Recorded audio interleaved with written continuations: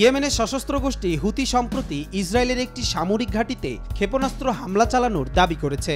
তাদের দাবি অনুযায়ী ইয়েমেন থেকে ছোড়া একটি ক্ষেপণাস্ত্র ইসরায়েলের নাহাল শোরেক সামরিক ঘাঁটিতে আঘাত হানে, যা জেরুজালেমের দক্ষিণ ও পূর্বে অবস্থিত। এতে ঘাঁটিটিতে আগুন ধরে যায় এবং আশেপাশে দাবানল সৃষ্টি হয়। ইসরায়েলি সামরিক বাহিনী জানায়, জেরুজালেমের পশ্চিমে বেত শেমেশ এলাকায় ইয়েমেন থেকে আসা একটি ক্ষেপণাস্ত্র প্রতিহত করা হয়, তবে এতে আগুন ছড়িয়ে পড়ে। এই ঘটনা ইয়েমেনের হুতি পরিচালিত টেলিভিশনেও প্রচারিত হয়। এছাড়া যুক্তরাষ্ট্র ও ব্রিটিশ বাহিনী ইয়েমেনের আমরান ও সাদা অঞ্চলে বিমান হামলা চালিয়েছে বলে জানানো হয়েছে। এদিকে গাজায় ইসরায়েলি হামলা চলমান রয়েছে, যার মধ্যে গাজার নুসেইরাত শরণার্থী শিবিরে একটি আশ্রয়স্থলে হামলায় অন্তত ৩ জন সদস্য নিহত এবং আরও ২৪ জন আহত হন। এ ঘটনায় আহতদের নুসেইরাতের আওদা হাসপাতালে নেওয়া হয়।